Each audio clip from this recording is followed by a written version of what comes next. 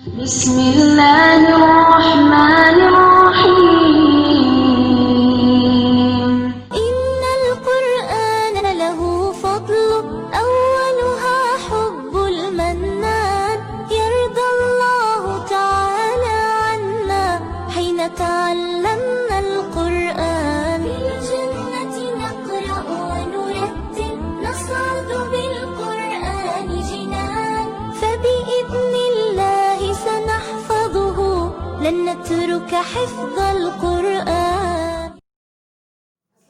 Students, hope so you all will be fine. अब हमें अपना साइंस का न्यू चैप्टर स्टार्ट करना है जिसका नेम है इन्वेस्टिगेशन ऑफ साउंड। कि हमने डिफरेंट किस्म के साउंड्स को इन्वेस्टिगेट करना, उनका पता लगाना है कि कौन कौन से टाइप से साउंड यहाँ पे नेचर में एग्जिस्ट करती है। अब उससे पहले हमें ये पता होना चाहिए कि साउंड प्रोड्यूस कैसे होती है, कैसे पता चलेगा कि ये साउंड है। ठीक है, अब देखिए, when something vibrate, जब भी कोई चीज वाइब्रेट करती है, वाइब्रेशन का मतलब पता है, थरथराती है, टू एंड फ्रो मूव करती है, आगे पीछे मूव करती है, या कोई matter move back and forward. जब कोई मैटर पता है मतलब सॉलिड, लिक्विड या गैस, कोई भी ऐसी चीज जो अगर सॉलिड से बनी है, लिक्विड से बनी है या गैस से बनी है, उसको बनाने के जो पार्टिकल्स चाहिए होते हैं, जब वो आगे पीछे मूव करते हैं तो क्या प्रोड्यूस होती है? It produce sound. तो हमें क्या प्रोड्यूस होगी? साउंड प्रोड्यूस होगी। अच्छा स्टूडेंट्स, अभी हमने पढ़ा है कि साउंड किससे से प्रोड्यूस होती है? साउंड प्रोड्यूस होती है सॉलिड में। कोई भी ऐसी चीज जो सॉलिड होगी, ठीक है, मेटल की बनी हुई होगी, उसके लिए क्या प्रोड्यूस होगी? साउंड। लिक्विड की बेस्टेस्ट एग्जांपल इज वाटर। कोई भी ऐसा मीडियम जिसमें वाटर हो, ठीक है, उसमें साउंड प्रोड्यूस हो सकती है। एंड गैसेस की एग्जांपल एयर भी एक सोर्स है साउंड को प्रोड्यूस करने का। उसके बाद हम देखते हैं डिफरेंट एग्जांपल। सपोज अगर मैं इस मार्कर को बोर्ड के साथ हिट करती हूँ तो आपको आवाज आएगी, ठीक है। तो अब क्या सोर्स था जिसके जरिए आवाज प्रोड्यूस हुई? This is a board and board is a solid material, ठीक है। जो बोर्ड के अंदर जिस चीजों से बोर्ड बना है, जब मैं बोर्ड को हिट करती हूँ तो इसके जो पार्टिकल्स हैं वो वाइब्रेट करते हैं, ठीक है, अपनी जगह से थोड़े हिलते हैं, ठीक है। जब वाइब्रेट करेंगे, अपनी जगह के ऊपर ही वाइब्रेट करेंगे तो क्या प्रोड्यूस होगी? एक साउंड। उसकी अदर एग्जांपल क्या है? मॉस्किटो मतलब मच्छर। अब हम जब मच्छर बहुत जब ज्यादा हो जाती हैं तो रूम में अगर मच्छर हो और अगर हम रूम से बाहर भी लेटे में हो जहाँ पे हो तो ये मच्छर की आवाजें आती हैं मॉस्किटोज की। और मॉस्किटोज कैसी आवाज देते हैं? बजिंग साउंड, ठीक है। अब वो मॉस्किटो की किस वजह से आवाज आती है, किससे प्रोड्यूस होती है?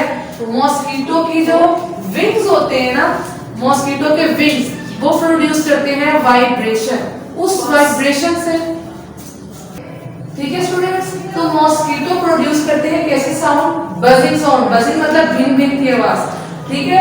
जब मॉस्किटो के विंग्स जो होते हैं वो वाइब्रेट करते हैं, ऊपर टू एंड फ्रो मूव करते हैं, तो क्या प्रोड्यूस करते हैं? Buzzing sound. और भी बहुत से एग्जांपल्स है। फ्लूट मतलब बांसुरी। जब बांसुरी की बजती है तो बांसुरी की आवाज हम तक आती है। अब बांसुरी की आवाज हम तक पहुंचने वाला मीडियम क्या है? That is air.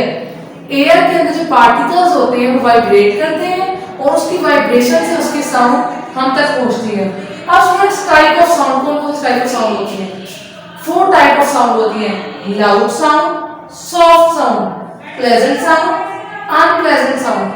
Loud sound वो होती है जिसकी पिच मतलब जिसकी कैपेबिलिटी, जिसकी एबिलिटी हम तक पहुंचने की ना बहुत हाई होती है, बहुत ज्यादा होती है, ठीक है, जिसका। और सॉफ्ट साउंड होती है वो साउंड जो हम सुने हमारे कानों को अच्छा इम्पैक्ट दे, ठीक है, जिसकी पिच जो है, जैसे हमने देखा है श्रिल आवाज होती है। श्रिल मतलब स्टूडेंट्स बहुत बारीक आवाज, जिसको हम जैसे सुनते हमारे कान की वाइब्रेट, जो एयर ड्रम है ना, कान का पर्दा जो होता है, ठीक है, वो फौरन से उसमें वाइब्रेशन स्टार्ट हो जाती है। बट सॉफ्ट साउंड वो होती है जिनको सुन के हमारे कानों को अच्छा इम्पैक्ट करते हैं, अलग तक। इसी तरह प्लेजेंट और unpleasant same as it is है। प्लेजेंट साउंड वो साउंड जो हमारे कानों में अच्छा इम्पैक्ट देती है, जैसे कि बर्ड्स की चिर्पिंग साउंड। अनप्लेजेंट साउंड जो सुनने से ही ना हमारे कान में बुरा इम्पैक्ट देती है, हमारा जो नर्वस सिस्टम है वो इफेक्ट होता है। अब वो कौन से साउंड है? दैट इज ट्रैफिक के साउंड, इंडस्ट्रीज की जो हैवी मशीनरी होती है उनके साउंड्स। और अगर म्यूजिक जो है बहुत फुल वॉल्यूम के साथ ऑन है तो उससे भी क्या प्रोड्यूस होगी? अनप्लेजेंट साउंड प्रोड्यूस होगी। प्लेजेंट साउंड वो होती है जो हमारे ब्रेन पे अच्छा इम्पैक्ट देती हैं, जिसको सुन के हमें अच्छा लगता है। बट अनप्लेजेंट साउंड वो होती है स्टूडेंट्स जिनको सुनने से ही ना हमारे एयर ड्रम पे इफेक्ट होता है और हमारा नर्वस सिस्टम इफेक्ट होता है। एयर ड्रम कैसे इफेक्ट होता है? जब हम सुनते हैं ना हैवी मशीनरी या ट्रैफिक के साउंड तो फौरन से हमारे कान के अंदर दर्द स्टार्ट हो जाती है और फिर साथ में हमारा नर्वस सिस्टम भी इफेक्ट होता है। अब हम पढ़ते हैं कि साउंड किस तरह एनर्जी का सोर्स है। अच्छा स्टूडेंट्स, अब हमने अपना नेक्स्ट टॉपिक डिस्कस करना है, वो है sound as a form of energy. कि साउंड जो है वो किस तरह एनर्जी की एक फॉर्म है। सबसे पहले पता होना चाहिए एनर्जी कैन डू वर्क।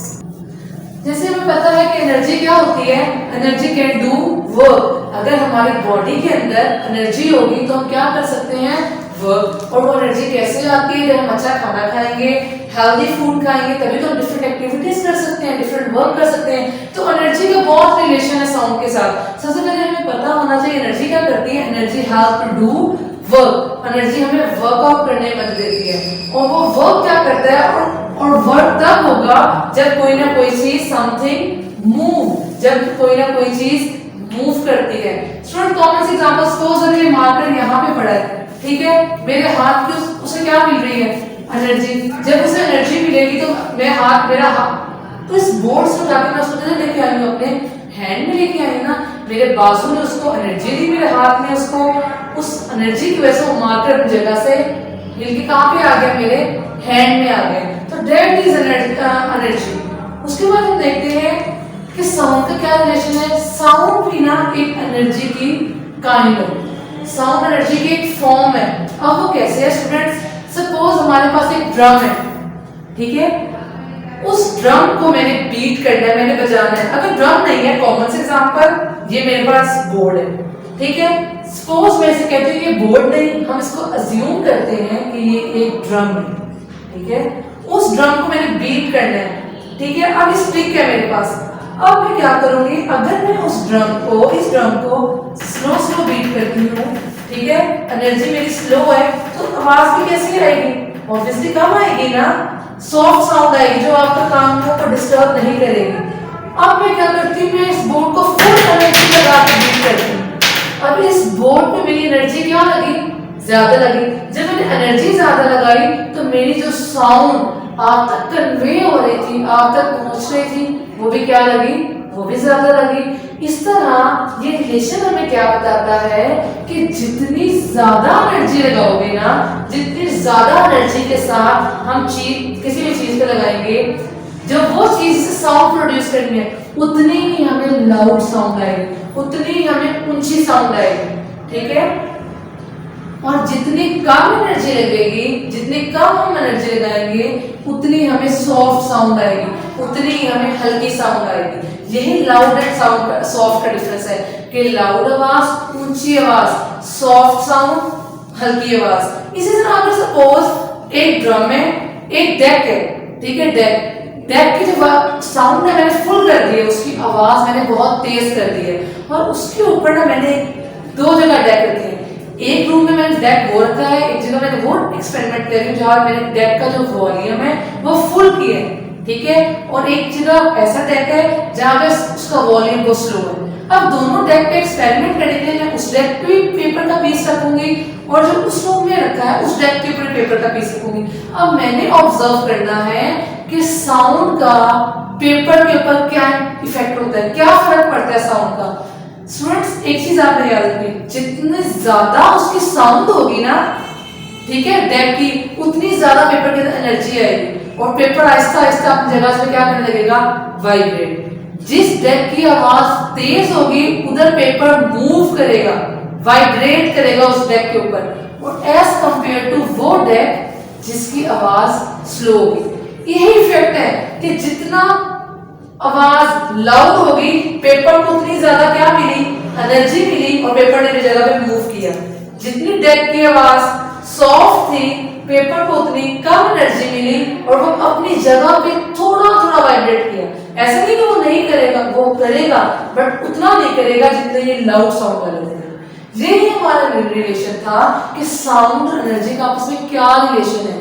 जितनी ज्यादा जोर से मैं इसको एनर्जी दूंगी हमें उतनी ही ज्यादा साउंड मिलेगी, जितनी स्लो दूंगी हमें उतनी कम मिलेगी। स्टूडेंट्स ये हमारा टॉपिक था कि व्हाट इज साउंड, कि how sound is produced and what is the relation of sound and energy. Hope so आपको ये टॉपिक समझ आ गया होगा। अब हम अपने नेक्स्ट वीडियो के अंदर इंशाल्लाह नेक्स्ट टॉपिक डिस्कस करेंगे। Till that time stay home, stay safe, अल्लाह हाफिज़।